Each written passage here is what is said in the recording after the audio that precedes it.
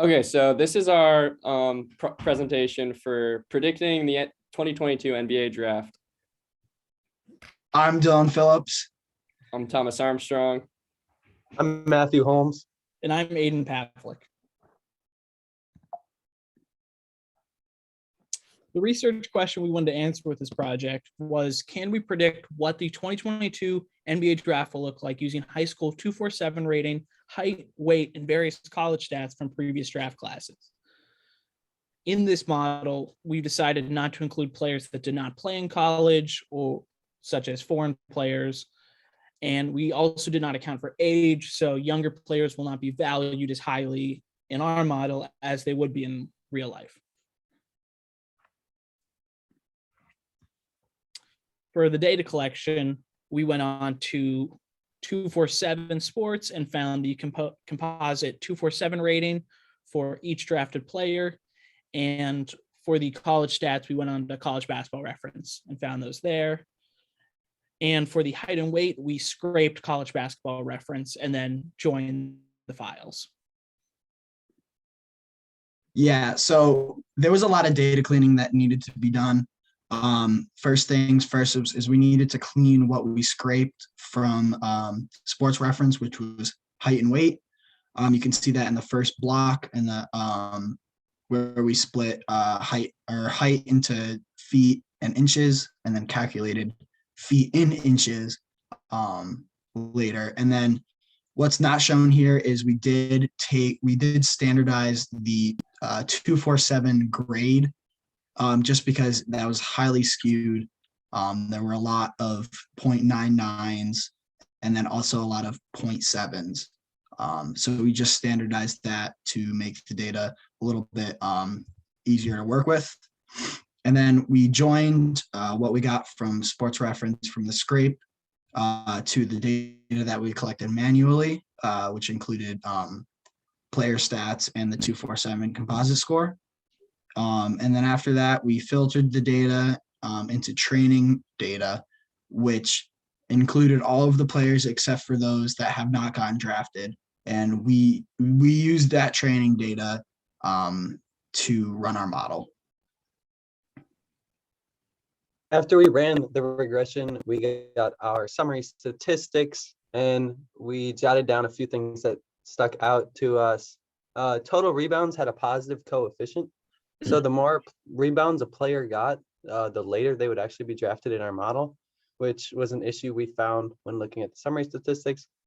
Weight was actually also positive, but it was not statistically significant.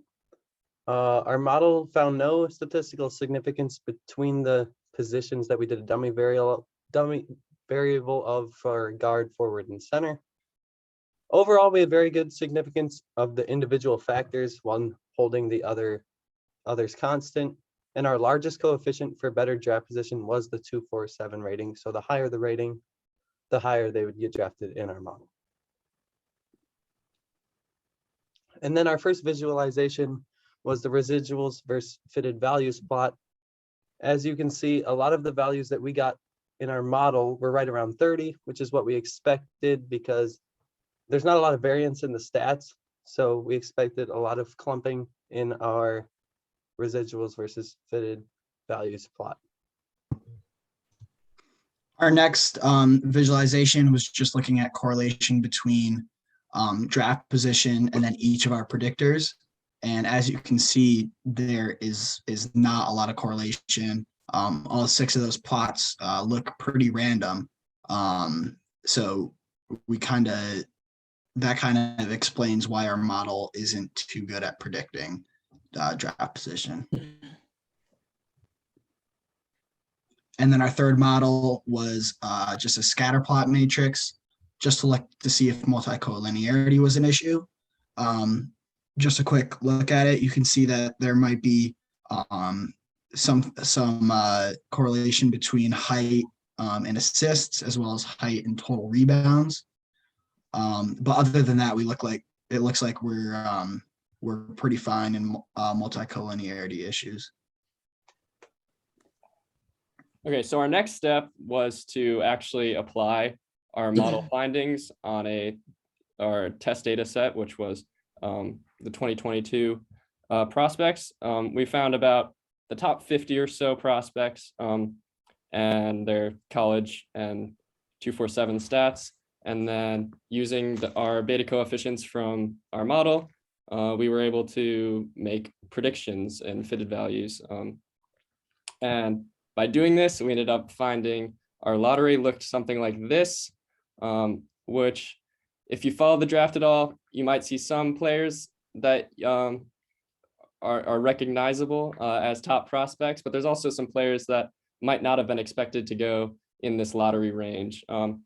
So we'll get into the top 4 players in our draft and explain a little bit about why we think they went there in our model.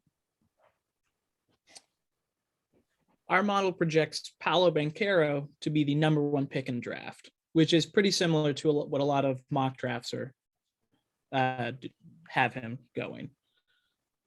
This can be attributed to his high 247 composite score, as he was a 5-star prospect and very highly rated, and his great stats at Duke with 17.1 points per game and great rebound and assist numbers. And the second overall pick that our model has is Jabari Smith. This can be seen in a lot of mock drafts as well. Out of Auburn, he was also a 5-star coming out of high school, and he scored 17 points per game at Auburn. And this pick makes a lot of sense in our model. The first pick that isn't really reflective in a lot of mock drafts is our 3rd pick in Walker Kessler from Auburn. What we think attributes to this is his high 247 composite score, as well as his height. He measures in at 7'1". And this also is mirrored in a lot of other models that really favor centers over other positions. And rounding out our top 4, we have Chet Holmgren, who is another prospect that's expected to go pretty early on in this draft. If anything, he went a little bit lower than we would have expected, as he does have a perfect high school composite rating of 1.0. He put up great stats across the board at Gonzaga, and his 7-foot height is definitely going to help him in the model as well. In conclusion, we know that our model isn't very strong because of our R-squared values and that we didn't have statistical significance with our positional dummy variables. With that being said, we will not know the actual accuracy of our model until the draft happens. If we had some more time, some improvements and other ideas we had for the model include adding more stats, especially more advanced statistics, as well as finding a way to incorporate foreign-born players and players that play in the G League. Thank you.